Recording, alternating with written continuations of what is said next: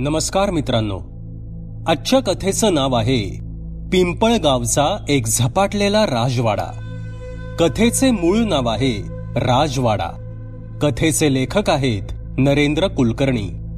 कथेला आता सुरुवात करू.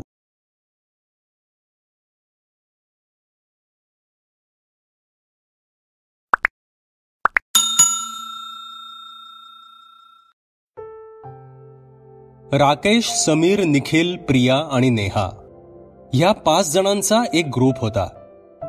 ते सगळे एक शॉर्ट फिल्म बनवत होते, पण ह्यावेळी त्यांना काहीतरी वेगळा विषय हवा होता.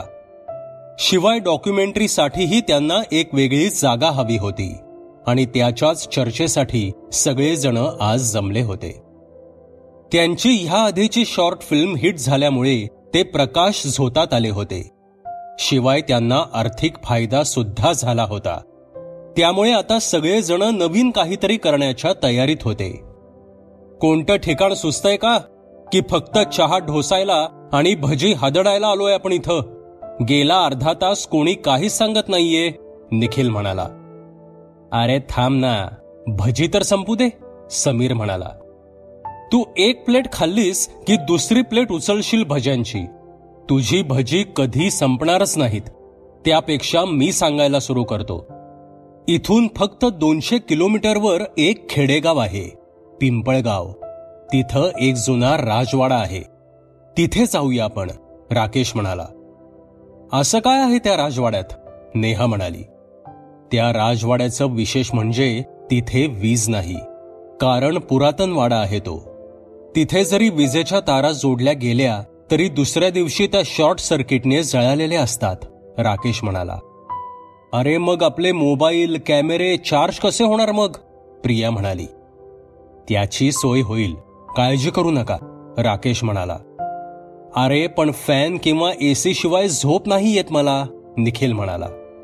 त्याची गरज नाही पडणार, इतका गारवा आहे त्या राजवाड्यात, राकेश म्हणाला. अरे पण इतकं सगळं करून तिथं नक्की करायचंय काय, समीरने विचारलं. सांगतो. गावकऱ्यांचा असा समज आहे की त्या राजवाड्यात राजपुत्राच्या आत्म्याचं अस्तित्व आहे आणि तो आत्मा कोणालाही त्या राजवाड्यात राहू देत नाही. त्या गावातील कोणीही त्याच्या 100 मीटर सुद्धा आसपास फिरत नाही आणि आपल्याला त्यांचा हाच गैरसमज दूर करायचाय, राकेश म्हणाला. पण आत्मा वगैरे नक्की नाही ना तिथं, नेहानं विचारलं. हे तू कोणत्या जमान्यात जगतेस ग? आत्मा वगैरे काहीही नसतं, समीर म्हणाला. हो नेहा, आणि तू एकटी थोडीच असणार आहेस तिथे. आम्ही आहोतच की, प्रिया म्हणाली. तरीही का कोण जाणे, मला वाटतं की आपण तिथे जाऊ नये, नेहा म्हणाली. आपण तिथंच जातोय नेहा. विचार कर, त्याच्यावर जर आपण डॉक्युमेंटरी बनवली तर किती फेमस होईल ती, आणि आपल्याला आत्तापेक्षाही जास्त यश मिळेल. शिवाय पैसे सुद्धा भरपूर मिळतील. ह्यानंतर आपण थेट पुढच्या वर्षी जरी शॉर्ट फिल्म काढली तरी चालण्यासारखं आहे. त्यामुळे आपण पिंपळगावला जातोय हे नक्की, राकेश म्हणाला. पण जायचं कसं आपण, प्रियानं विचारलं. गावात कारने जाता येईल, पण राजवाड्यापर्यंत चालतच जावं लागेल, कारण राजवाडा एका किल्ल्यावर आहे. त्यामुळे तिथे गाडी, सायकल किंवा इतर कुठलेही वाहन काहीही जाणार नाही, राकेश म्हणाला. गावापासून किती किलोमीटरवर आहे राजवाडा, नेहाने विचारलं. साधारण 2 किलोमीटरवर आहे, राकेशनं उत्तर दिलं. हरकत नाही. कधी निघायचंय, समीरने विचारलं. उद्याच, राकेशने उत्तर दिलं. काय, उद्या, निखिलने आश्चर्यानं विचारलं. हो, आपापल्या घरी तसं सांगा. आवश्यक ते सामान घ्या आणि सगळ्यात महत्वाचं एखादा एक्स्ट्रा मोबाईल घ्या, राकेश म्हणाला. मोबाईल घेतो रे, पण रेंज असेल ना तिथे, निखिलने विचारलं. ते तर मला नाही माहीत, तिथे गेल्यावरच समजेल, राकेश म्हणाला. ठीक आहे, पण परत कधी यायचंय, नेहाने विचारलं. कमीत कमी 1 महिना तरी लागेल, राकेश म्हणाला. काय, 1 महिना? इतके दिवस? प्रियाने आश्चर्याने विचारलं. तेवढा वेळ सुद्धा कमी पडेल कदाचित, आणि तसं झालं तर अजून राहावं लागेल. पण आपलं काम झाल्याशिवाय परत नाही यायचं, राकेश म्हणाला. ठीक आहे, चला निघूया आता, नेहा म्हणाली. तसे त्यांनी चहा आणि भजीचे पैसे दिले आणि सगळे तिथून निघाले. पण थोड्या अंतरावर राकेश आणि नेहा थांबले. राकेश, कधी सांगायचं आपल्या नात्याबद्दल आपापल्या घरी? नेहाने विचारलं. फक्त अजून एक शॉर्ट फिल्म हिट होऊ दे, थोडं नाव तर होऊ दे माझं, थोडे पैसे शिल्लक पडू देत, नाहीतर माझ्या हातात तुझा हात कसे देतील तुझ्या घरचे? राकेश म्हणाला. प्लीज लवकर कर आता, वेळ हातातून निघून जाऊ देऊ नकोस, नेहा म्हणाली. नको काळजी करूस, मी घेईन सांभाळून सगळं, असे म्हणत राकेश निघून गेला. तसे नेहा सुद्धा तिथून निघून गेली. दुसऱ्याच दिवशी सकाळी ठरलेल्या ठिकाणी राकेश कार घेऊन आला. प्रिया सोडून आधीच सगळे तिथे जमले होते, त्यामुळे आता सगळे प्रियाची वाट बघत होते. काहीच वेळात प्रिया सुद्धा आली आणि प्रिया येताच सगळे जण गाडीत बसले आणि गाडी पिंपळगावच्या दिशेने जाऊ लागली. मॅप लावा रे कोणीतरी, राकेश म्हणाला. म्हणजे तुला रस्ता माहित नाहीये? प्रियाने विचारलं. मला कसा माहित असेल, माझं काय घर आहे का तिथे, की रोज जातोय मी तिकडे? राकेश म्हणाला. आम्हाला वाटलं नेहाचा गृहप्रवेश तू त्या राजवाड्यात करतोयस की काय, निखिल म्हणाला. आणि त्याच्या या बोलण्यावर सगळे हसू लागले आणि नेहा लाजली. काहीच वेळात राकेशने गाडी एका ढाब्यावर थांबवली आणि तिथे चहा आणि भजी ऑर्डर केली. अजून किती लांब आहे रे पिंपळगाव? समीरने विचारलं. अजून साधारण 75 किलोमीटर आहे इथून, राकेश म्हणाला. अरे पण तिथं आपल्या जेवणाची सोय काय आहे? निखिलने विचारलं. गावातल्या एका बाईला सांगितलंय 2 वेळचं जेवण आणि 1 वेळचा नाश्ता द्यायला, पण आपल्यातल्या कोणाला तरी जाऊन आणावं लागेल तिच्या घरून ते. राजवाड्यात ती येणार नाही म्हणते, राकेश म्हणाला. त्याचं हे बोलणं ऐकून त्या हॉटेलमधील वेटर चपापला. सर, तुम्ही पिंपळगावच्या त्या राजवाड्यात चालला आहात का सगळे? वेटरने विचारलं. हो, का रे? राकेशने विचारलं. नका जाऊ सर तिथे, आणि तरुण मुलींना घेऊन तर अजिबात जाऊ नका, वेटर म्हणाला. अरे पण का? राकेशने विचारलं. तो जिवंत ठेवणार नाही सर तुमच्यातल्या कोणालाही, वेटर म्हणाला. कोण तो? राकेशने विचारलं. तिथला राजकुमार, वेटर म्हणाला. जिवंत आहे का तो? काय आहे वय त्याचं? राकेशने विचारलं. तो तर जिवंत नाही सर, पण त्याच्या आत्म्याचा वावर आहे तिथे, म्हणूनच त्या राजवाड्यात वीज नाही, वेटर म्हणाला. अच्छा, म्हणजे त्या राजकुमाराच्या आत्म्याला लपाछुपी खेळायला आवडतं वाटतं, राकेश म्हणाला. आणि ह्या त्याच्या वाक्यावर सगळे मनापासून हसले. चेष्टा नाही साहेब, पण खरंच असंच होतं तिथे, वेटर म्हणाला. ठीक आहे, बघतो आम्ही, असे म्हणत राकेश गाडीत बसला. तसे पाठोपाठ सगळेच गाडीत बसले आणि त्यांनी त्यांच्या पुढच्या प्रवासाला सुरुवात केली. थोड्याच वेळात सगळे पिंपळगावला पोचले. राकेशने एका घरासमोर गाडी लावली आणि तो खाली उतरला. तसा गाडीचा आवाज ऐकून एक म्हातारा आणि एक लहान मुलगा घरातून धावत बाहेर आले. राम राम गणपत, राकेश म्हणाला. राम राम साहेब. म्हटलं येताय की नाही? गणपत म्हणाला. असं कसं होईल, एकदा ठरलं की ठरलं, राकेश म्हणाला. ते ठीक आहे, पण साहेब पुन्हा एकदा नीट विचार करा, गणपत म्हणाला. गणपत, आता तू गप्प बस. आम्ही आता कमीत कमी 1 महिना त्या राजवाड्यात असणार आहे आणि आमच्या पोटापाण्याची व्यवस्था तू बघायची आहेस, राकेश म्हणाला. त्या गोष्टीला मी नाही म्हणालो नाही साहेब. ह्या गावात एक काय 2 महिने राहा, पण त्या राजवाड्यात... गणपतचे वाक्य मध्येच तोडत राकेश म्हणाला. चहा मिळेल का गणपत आम्हाला? आत्ता आणतो साहेब, असे म्हणत गणपत आत किचनमध्ये पळाला. तो लहान मुलगा सगळ्यांकडे बघत होता.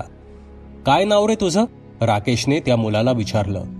सतीश, त्या मुलाने उत्तर दिलं. सतीश, मला सांग, त्या राजवाड्यात का जात नाही रे कोणी? राकेशने विचारलं. तिथं भूत आहे म्हणतात, कोणी बी तिथं जात नाही, आणि कोणी चुकून गेला तर जिवंत परत येत नाही, सतीश म्हणाला. असं झालंय का कधी? राकेशने विचारलं. व्हय, मागच्याच महिन्यात शहरातली कुणीतरी सरकारी माणसं काहीतरी शोधायला तिकडं गेले होते. पण एक दिवस त्या माणसांचे तुकडे केलेलं एक पोतं राजवाड्याच्या खिडकीतून गावाच्या दिशेनं फेकलं गेलं. सतीश म्हणाला, ओ माय गॉड. सतीशचे ते भयंकर वाक्य ऐकून प्रिया उद्गारली, राकेश, आपण नको जायला त्या राजवाड्यात. दुसरीकडे कुठेतरी जाऊन डॉक्युमेंटरी करूया, पण त्या राजवाड्यात नको. समीर घाबरतच म्हणाला. काय तू पण इतक्या लहान लहान गोष्टींना घाबरतोस? राकेश म्हणाला. घाबरत नाहीये रे, पण उगाच रिस्क का घ्यायची आहे तुला? बाकीची दुसरी ठिकाणं आहेत की शॉर्ट फिल्मसाठी? समीर म्हणाला. ह्या जागेपेक्षा चांगली जागा आपल्याला मिळणार नाही. ज्यांना यायचंय त्यांनी या. मी तर जातोय राजवाड्यात, असे म्हणत राकेश चालू लागला. मी पण येते, असं म्हणत नेहा सुद्धा राकेशच्या पाठोपाठ चालू लागली आणि हळूहळू सगळेच त्यांच्या पाठोपाठ चालू लागले. सतीश मात्र घाबरून त्यांच्याकडे फक्त बघत होता, पण 4 डोळे त्या सगळ्यांवर नजर रोखून होते आणि ह्याची कल्पना कोणालाही नव्हती. अचानक एक माणूस झाडावरून उडी मारून त्यांच्या समोर आला. तसे सगळे दचकले. त्या माणसाने अंगाला फक्त एक कापड गुंडाळलं होतं. दाढी आणि केस वाढलेले होते आणि तो मोठ्यानं हसत बडबडू लागला, ए जावा इथून, नाहीतर राजपुत्र येईल आणि तुम्हाला गायब करेल आणि सगळेजण तुम्हाला शोधत राहतील, तरी तुम्ही सापडणार नाही. असे म्हणत तो पुन्हा हसू लागला. ए वेड्या, चल पळ इथून, निखिल म्हणाला. त्याच्या ह्या बोलण्यामुळे तो माणूस रागावला आणि त्याने हातातली काठी निखिलवर उगारली. तसा निखिल घाबरला. तसे तो माणूस पुन्हा बडबडू लागला, जावा जावा आतमध्ये, हवेतून तलवारी भाले बाहेर येतील, मग समजेल. असे म्हणत वेडा हसून तिथून निघून गेला. काय पण माणसं आहेत, उगाच घाबरवत असतात, राकेश म्हणाला. किती भयानक माणूस होता तो, प्रिया म्हणाली. अरे आत्ता तर सुरुवात आहे, काय माहित पुढे अजून काय वाढून ठेवले. राकेश, अजूनही वेळ आहे, आपण परत फिरूया, समीर म्हणाला. नाही, आता सगळं काम झाल्याशिवाय मी परत फिरणार नाही. तुम्हाला जायचं असेल तर जा परत, राकेश म्हणाला. त्याच्या अशा बोलण्यामुळे सगळेजण निमूटपणे त्याच्या मागे चालू लागले. काहीच वेळात ते वाड्याच्या प्रवेशद्वाराजवळ आले. तोच एक बाण येऊन राकेशच्या समोर पडला. तसे समीर घाबरला आणि मागे पळून जाऊ लागला. पण राजवाड्याचं गेट अचानक बाहेरून बंद झालं. समीर ते गेट उघडण्याचा प्रयत्न करत होता, पण ते गेट आता उघडत नव्हतं. ते पाहून आता समीर घाबरला. राकेश, गेट आपोआप बंद झालं, समीर घाबरतच म्हणाला. आणि अचानक एक आवाज आतमध्ये घुमला, या, आता तुम्ही आमचे पाहुणे आहात. इथे पाहुणे येतात त्यांच्या मर्जीने, पण जातात आमच्या मर्जीने. राजवाड्याचा नियम आहे हा. कोण आहे आणि असं लपून का बोलतोयस? समोर येऊन बोल की, निखिल म्हणाला. तो असे बोलला तोच एक भाला निखिलच्या तोंडासमोरून गेला आणि पुन्हा एक आवाज घुमला. ही फक्त चेतावणी होती, पुढच्या वेळी नेम चुकणार नाही. इथे मोठ्या आवाजात बोलायला आणि कोणतेही प्रश्न विचारायला मनाई आहे. ही तर दादागिरी आहे, प्रिया म्हणाली. नाही, ही राजघराण्याची रीत आहे. त्या आवाजाचे वाक्य पूर्ण व्हायच्या आत एक माणूस आणि एक बाई त्यांच्या समोर आले. मुजरा, मी राजवाड्याचा दास बहिर्जी आणि ही दासी मोहिनी. ह्या राजवाड्यात आपलं स्वागत आहे, तो माणूस म्हणाला. अजून कोण कोण आहे वाड्यात? राकेशने विचारलं. समजेल तुम्हाला, पण तुम्ही इथे का आलाय? इथे सहसा कोणी येत नाही. गावकऱ्यांनी काही सांगितलं नाही का तुम्हाला? त्या माणसाने विचारलं. सांगितलं, पण आम्ही विश्वास नाही ठेवला. आम्ही इथे फक्त डॉक्युमेंटरी फिल्म बनवायला आलो आहे, कारण ही जागा खूप भयानक आहे आणि ऐतिहासिक आहे, राकेश म्हणाला. येईल, तुम्हाला सुद्धा अनुभव येईल, पण हा अनुभव इतरांना सांगायला तुम्ही इतकं बोलून मोहिनी म्हणजेच ती बाई हसत राजवाड्याच्या आत निघून गेली आणि बहिर्जी सगळ्यांचं सामान घेऊन आत आला. सगळे आत येईपर्यंत मोहिनी सरबत घेऊन आली. आल्या आल्या सरबत तयार करून ठेवलं होतं की काय? प्रियानं विचारलं. तुम्ही येणार असल्याची खबर आम्हाला आधीच मिळाली होती, मोहिनी म्हणाली. काय? कोणी दिली खबर तुम्हाला? नेहाने विचारलं. नियम विसरलात का? इथे प्रश्न विचारायला मनाई आहे, बहिर्जी म्हणाला. पण हा तर अन्याय आहे, राकेश म्हणाला. ही या राजवाड्याची पद्धत आहे. इथे फक्त राजपुत्राचाच आवाज असतो, बहिर्जी म्हणाला. मग कुठे आहेत ते राजपुत्र? बघू तर दे मला, नेहा म्हणाली. भेटतील, पण तुला एकटीलाच भेटतील, मोहिनी म्हणाली. मला एकटीला? का? नेहाने विचारलं. कारण तुम्हाला ह्या वाड्याची राणी व्हायचंय, बहिर्जी म्हणाला. त्याच्या ह्या वाक्यावर राकेश चिडला आणि तो बहिर्जीच्या अंगावर चालून गेला. पण इतक्यात भिंतीतून एक बाण येऊन राकेशच्या दंडात घुसला. तसा राकेश कळवळून ओरडला. Rakesh, are you okay? निखिलने अदबीनं विचारलं. इथं थोडी जरी हुशारी केली तरी प्राणाला मुकाल, असे म्हणत बहिर्जी आणि मोहिनी बाहेर निघून गेले. इतक्यात राकेशची नजर तिथे असलेल्या जुन्या दस्तऐवजांवर पडली. त्याने त्यातला एक दस्तऐवज उचलला. नेहा त्याच्या दंडाला रुमाल बांधत होती. काहीच वेळात बहिर्जी जेवण तयार असल्याची वर्दी घेऊन आला. तसे सगळेजण जेवणाच्या टेबलावर गेले. जेवण खरंच शाही पद्धतीचं होतं. सगळेजण जेवण बघून खुश झाले. सर्वांनी जेवण केलं आणि जेवण करून ते राजवाड्याच्या बागेत फिरू लागले. इतक्यात एक करारी आवाज आला. रात्री 10 नंतर वाड्याच्या बाहेर पडायला मनाई आहे. जावा आज सगळे. ह्या आवाजाने सगळेच दचकले आणि सगळे तिथून निघून आपल्या आपल्या खोलीत गेले. एका खोलीत प्रिया आणि नेहा होते, तर दुसऱ्या खोलीत निखिल, राकेश आणि समीर होते. राकेश पुन्हा ते दस्तऐवज बघत बसला. राकेशला मोडी लिपी येत असल्यामुळे तो ते दस्तऐवज वाचू लागला. प्रकाशासाठी तिथे एक समई लावलेली होती. निखिल आणि समीर झोपी गेले होते आणि मध्यरात्री आर्त किंकाळ्यांनी वाडा दुमदुमून गेला. राकेश सोडून बाकी सगळे झोपेत होते. पण राकेश त्या किंकाळ्या ऐकून दचकला आणि तो त्याच्या खोलीचा दरवाजा उघडून बाहेर आला. तसे कोणीतरी एकमेकांशी बोलत असल्याचा भास त्याला झाला. त्याने मागे वळून बघितलं, पण तिथे कोणीच नव्हतं. आणि अचानक त्याच्या हाताला काहीतरी टोचलं आणि तो बेशुद्ध झाला. काही वेळ गेला आणि सकाळ झाली. सकाळी राकेश उठला. त्याचं डोकं दुखत होतं. तो बघतो तर तो त्याच्याच बेडवर झोपलेला होता. आपण तर बेशुद्ध पडलो होतो, मग आपण इथे आलो कसे? त्याच्या डोक्यात विचार चमकून गेला. बाकीचे सगळे उठलेलेच होते. सगळे फ्रेश होऊन चहासाठी आले. निखिलने गणपतच्या घरी जाऊन सगळ्यांसाठी चहा नाश्ता आणलेला होता. सगळेजण चहा घेत होते आणि इतक्यात बहिर्जी आला. सगळी सोय झाली ना व्यवस्थित? बहिर्जीने विचारलं. हो, राकेश म्हणाला. उद्या राणीसाहेबांना राजकुमारांनी बोलावलं आहे, मोहिनी म्हणाली.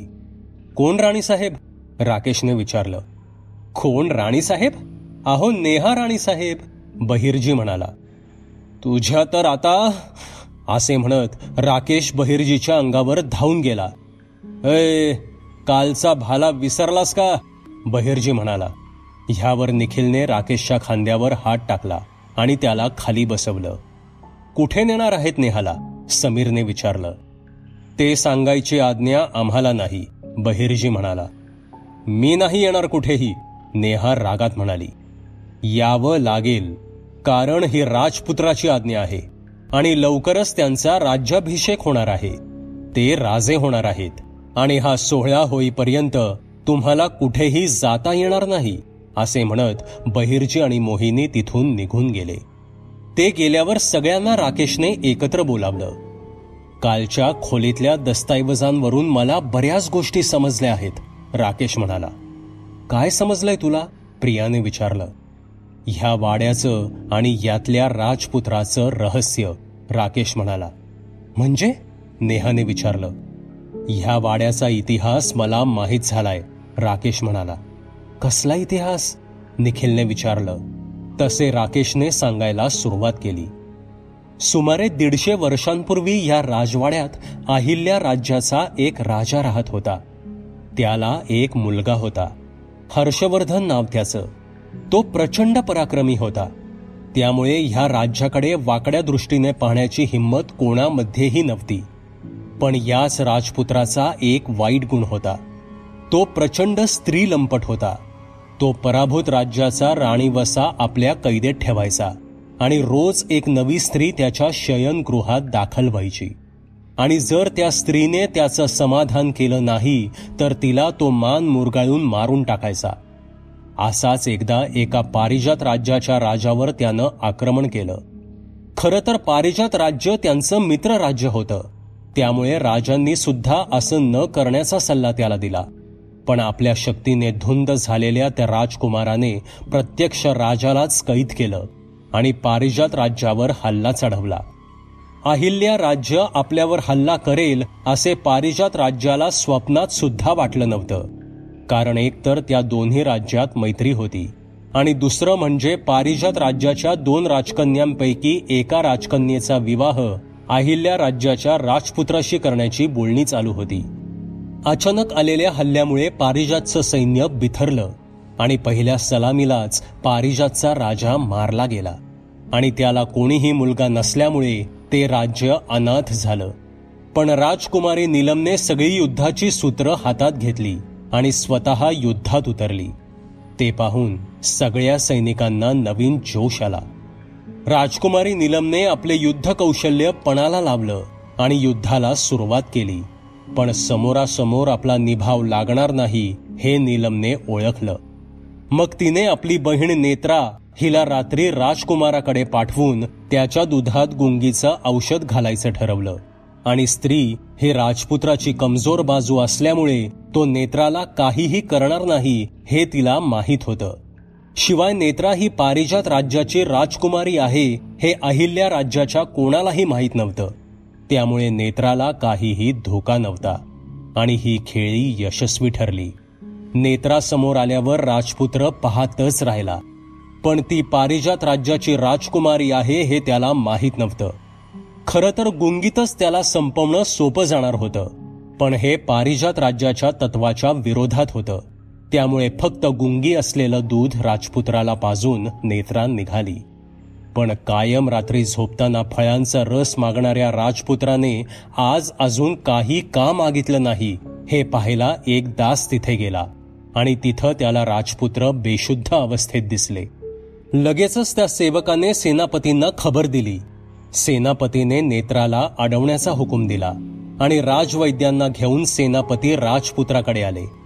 राजवैद्यांनी नाडी पाहून हा अंमल 2 दिवस राहणार असल्याचं सांगितलं. नेत्राचा सेनापतीच्या आदेशाने शिरच्छेद करण्यात आला. पण त्याच वेळी पारिजात राज्यानं आक्रमण केल्याची बातमी आली आणि सेनापती आपले सर्व सैन्य घेऊन बाहेर पडले.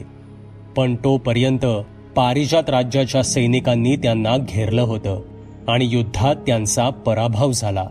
आणि आता पारिजात राज्यानेच लगेच राहिलेल्या राज्यावर हल्ला केला. तिथे सैनिकांची जास्त कुमक नव्हती. त्यामुळे पारिजात राज्य सहज विजयी झालं. राजकुमारी नीलम हिने बंदिवासात असलेल्या सगळ्या स्त्रियांना मुक्त केलं. काही स्त्रिया तिच्याच पदरी कामाला राहिल्या. तसेच अहिल्यानगर राज्याची तिने सन्मानपूर्वक मुक्तता केली आणि राजपुत्राला मात्र बंदीखान्यात टाकलं. राजपुत्र जेव्हा शुद्धीवर आला तेव्हा त्याला काही समजत नव्हतं की आपण कुठे आहोत. त्यातच हातातल्या बेड्या पाहून त्याला आश्चर्य वाटलं. त्याला शुद्ध आल्याची बातमी राजकुमारी नीलमला समजली आणि स्वतः नीलम त्याच्या भेटीला आली. काय युवराज, झाली का झोप? नीलमने विचारलं. तू इथे? राजपुत्राने आश्चर्यानं विचारलं. हो, कारण आता हे राज्य माझं आहे, नीलम म्हणाली. शक्य नाही. आणि माझी सेना? राजपुत्राने विचारलं. मारली गेली आणि आता ह्या बंदीखान्यात तू एकटा कैदी आहेस. बाकी सगळ्यांची मी मुक्तता केली आहे, नीलम म्हणाली. तिच्या ह्या बोलण्यावर राजपुत्राने आजूबाजूला बघितलं. ही युद्धाची नीती नाही, राजपुत्र म्हणाला. मग मित्र राज्यावर आणि होणाऱ्या सासूरवाडीवर आक्रमण करणं ही कुठली नीती आहे? नीलमने विचारलं. माफ कर मला, मी होणारा नवरा आहे तुझा, राजपुत्र म्हणाला. नवरा? ते नातं तर माझ्या वडिलांच्या आणि बहिणीच्या मृत्यूनंतरच संपलं. आता मी तुला एक खूप मजेदार शिक्षा देणार आहे, नीलम म्हणाली. कसली शिक्षा? राजपुत्रानं विचारलं. तुला स्त्री संभोग आवडतो ना? नीलमने विचारलं. त्याचं काय इथं? राजपुत्रानं विचारलं.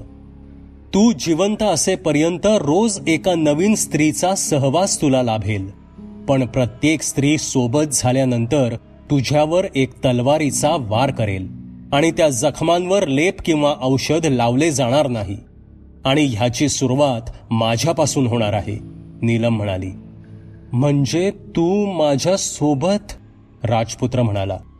हो, कारण मी माझ्या वडिलांना वचन दिलं आहे की तुमच्या मित्राचाच वंशज इथे या गादीवर बसेल, म्हणून हे सगळं मला करणं भाग आहे. आणि म्हणून कैद खान्यात नीलम आणि राजपुत्राचं लग्न लावलं गेलं आणि पहिल्या दिवशी नीलमने त्याला सोबत केली आणि पहाटे त्याच्या छातीवर तलवारीचा पहिला वार केला. असे 15 दिवस 15 जणींचा सहवास त्याला मिळाला, पण अंगावरच्या जखमांनी त्याचं रक्त गेलं आणि त्याचा मृत्यू झाला.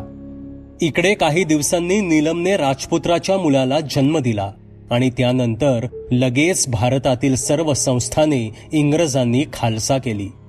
पण राजपुत्राने ह्या राजवाड्यात इंग्रजांनाही राहू दिलं नाही. अजूनही इथे त्याची सत्ता आहे असं त्याला वाटतंय आणि हे खरं आहे. त्याचा आत्मा अजूनही इथेच आहे. राकेश बोलायचा थांबला. हो माय गॉड, इट्स अनबिलिव्हेबल, निखिल उद्गारला. म्हणून त्याला नेहाशी लग्न करायचंय? प्रियाने विचारलं. हो, कारण त्याची लग्नाची इच्छा अपूर्ण राहिली आहे, राकेश म्हणाला. अरे पण मग आता आपण पुढे काय करायचंय? निखिलने विचारलं. माझ्या ओळखीचे एक गुरुजी आहेत, शास्त्री गुरुजी. आपण त्यांची मदत घेतोय. तेच हा राजवाडा मुक्त करू शकतील, राकेश म्हणाला. कधी येतील ते? प्रियाने विचारलं. मी सगळी व्यवस्था केली आहे. उद्या सकाळपर्यंत पोचतील ते, राकेश म्हणाला. उद्या? म्हणजे आज मी एकटी इथे राहणार? नाही नाही, नेहा उद्गारली. इतक्यात अंधारातून आवाज आला. राहावंच लागेल. आणि अजून एक गोष्ट, तुम्हाला आता कोणीही वाचवू शकत नाही. तू समोर का येत नाहीस? समोर येऊन बोल ना, समीर म्हणाला. समोर तर महाराणी नेहा आणि राजपुत्राच्या लग्नात भेटू आपण, तो आवाज म्हणाला. आणि अचानक राजवाड्यातले सगळे कंदील विझून गेले. तसे सगळ्या जणांनी मोबाईलमधील टॉर्च लावला. अचानक वाड्यात कसला तरी धूर येऊ लागला. सर्व वाड्यात गडद धूर पसरला. त्या धुरात कोणालाही काहीच दिसत नव्हतं. त्या धुराने सगळ्यांना खोकला येऊ लागला. काही वेळात धूर कमी होऊ लागला आणि जेव्हा तो धूर वाड्यातून निघून गेला तेव्हा सगळ्यांच्या लक्षात आलं की नेहा गायब आहे. तसे सगळेच घाबरले आणि नेहाला शोधायला लागले. इतक्यात राकेशला 2 आकृत्या दिसल्या आणि तो त्या 2 आकृत्यांचा पाठलाग करत एका खोलीच्या बाहेर पोचला. तसे त्याला त्या खोलीतून एका माणसाच्या क्रूर हास्याचा आवाज येऊ लागला. राकेश पाठोपाठ समीर सुद्धा तिथे पोचला. अचानक राकेशने त्या 2 आकृत्यांवर झडप घातली आणि क्षणभर तो अवाकच झाला.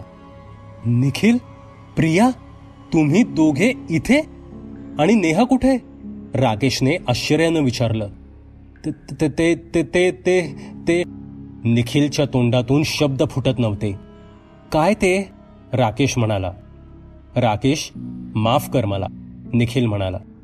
नीट सांगशील का काय झालंय? राकेश म्हणाला. हा सर्व प्लॅन माझा आणि प्रियाचा होता.